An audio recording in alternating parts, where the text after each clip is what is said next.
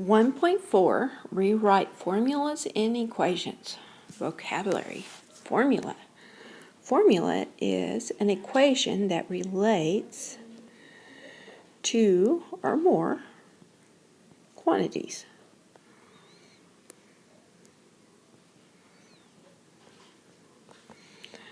To solve for a variable means to rewrite an equation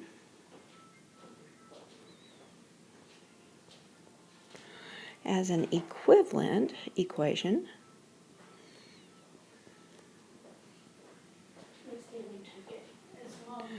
in which the variable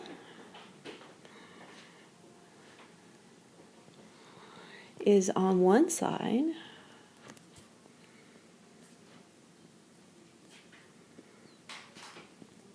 but not the other.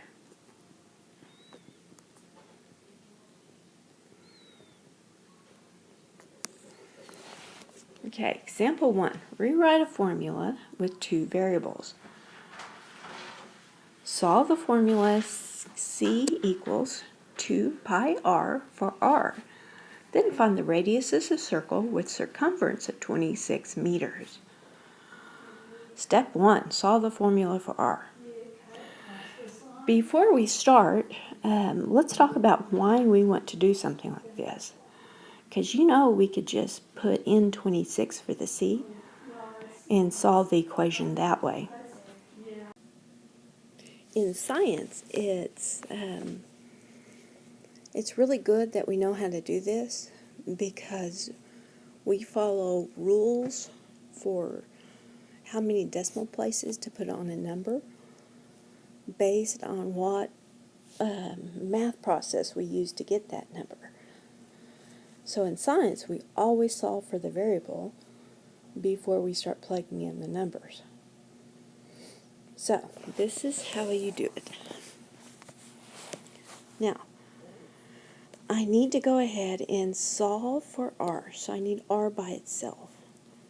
How can I get r by itself? Well, I need to move the 2 and the pi to the other side of the equation. What is 2 and pi doing to the r, where they're being multiplied? So I need to divide them off to get rid of them.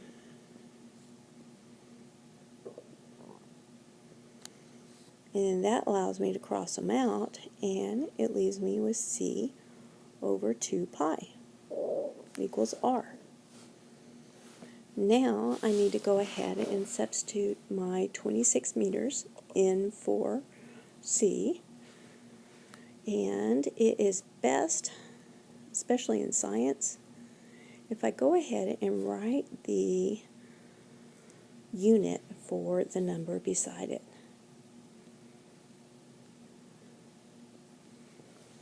Okay, and then I need to solve that equation.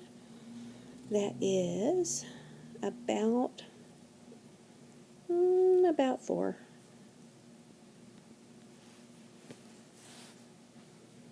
So the radius of the circle is about 4 meters.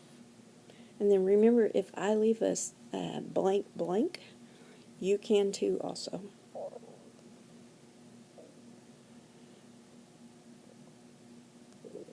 Okay, checkpoint. Usually I make you do these by yourself, but you probably need more practice on this than just one example. So let's go ahead and do this together. Solve the temperature formula for C. Then convert the temperature of 85 degrees Fahrenheit into degrees Celsius. This is a very common science thing to do. So, I want to get C by itself. How can I do that? Well, let me go ahead and write my equation out. 9/5 C plus 32. And I need to get C by itself, so I'm going to go ahead and subtract 32 from both sides. And that'll leave me with F minus 32 equals 9/5 of C. Now I want to get C by itself, So I need to multiply by the reciprocal of 9/5, which is 5/9. And then I need to multiply this side. And not just my f, I need to multiply the whole side by 5/9. So I can put that in parentheses and put 5/9 out here. And I'm sorry that it did that. Sometimes this program makes little unwanted lines. And that marks out this, and it leaves me with C.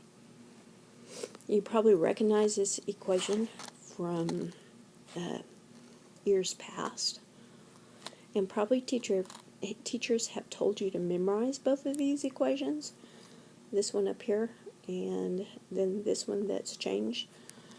And I only tell you to go ahead and memorize one of them because you can always just solve for the other one.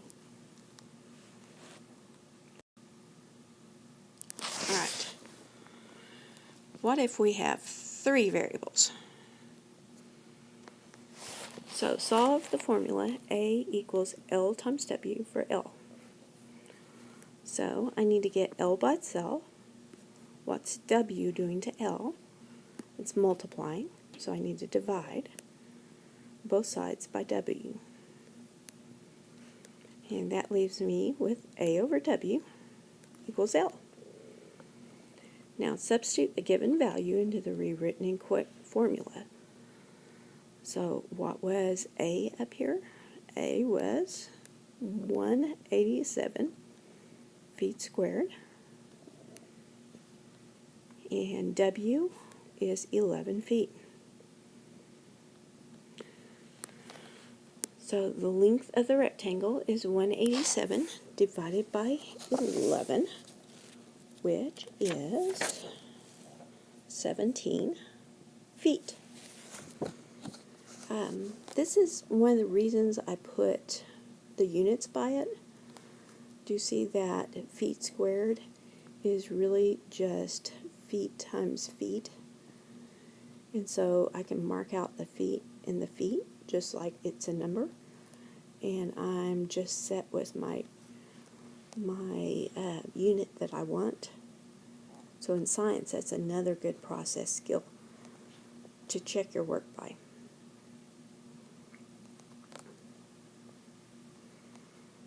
Okay, on this checkpoint, I'm going to go ahead and let you do that.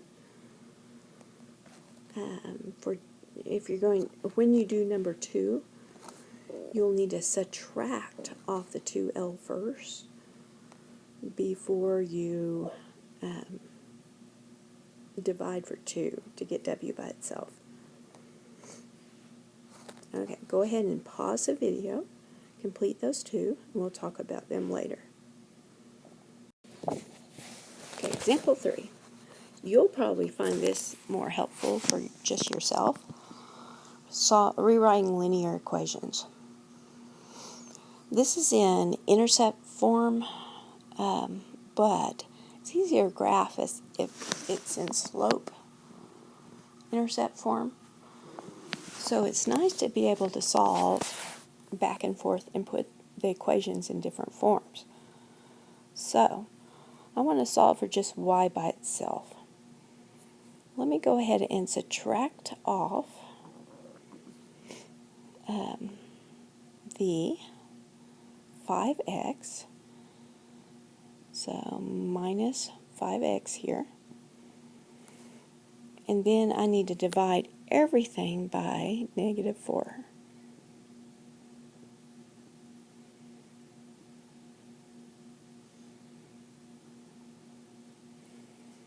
Okay, and this is very messy. So let me go ahead and get a blank side and write this out better. So 5x minus 4y equals 9. Okay, once more, I'm going to subtract off my 5x from both sides. That leaves me with -4y equals And one of the reasons I moved over here to the blank side is that they wrote 9 minus 5x. For slope-intercept form, the x comes first. So I'm going to go ahead and put my negative 5x first, and then my constant, which you know is the y-intercept, last. And I'm going to divide by negative 4, and then go ahead and clean up all these signs. So on this side, it's just y. Negative divided by negative is a positive. So 5/4 x. And then a positive divided by a negative is a negative. 9/4. Okay, still not a fun thing to graph, but it's a little bit better than graphing with those intercepts. Now ask us to find y when x equals negative 3. So let me substitute negative 3 in here for the x. Remember, I'm going to put that in parentheses.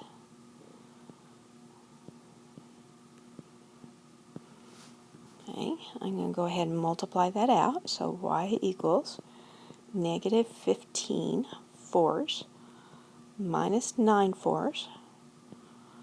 And that will be negative 24/4, which I can simplify further and make it negative 6. Okay, example 4. Rewrite a nonlinear function. So it says to solve 8y plus xy equals 10 for y. Okay, I'm going to go ahead and rewrite it.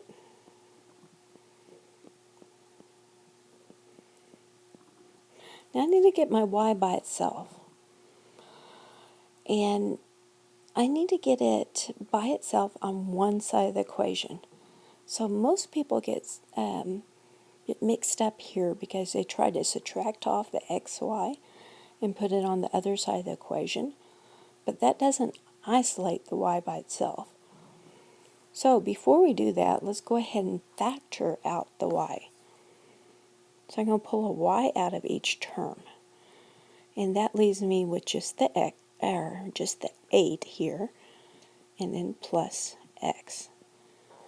I can check to see if I did that right by using the distributive factor and multiplying back, and I'll get exactly what I had. Now, what is the 8 plus x doing to the y? It's multiplying. So to move it to the other side of the equation, I need to divide by 8 plus x.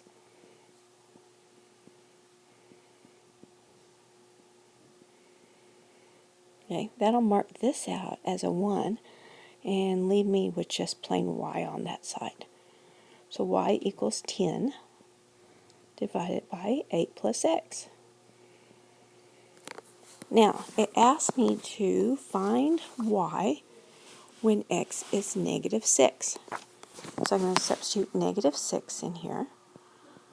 So 10 over 8 plus, parentheses, a negative 6. And that is 10 over 2, which ends up being 5. Alright, so remember that little trick. If you have an same term in both, or the same variable in both terms and they're not like terms, you need to factor out that variable before you start. So go ahead and do the 2 checkpoints at the bottom.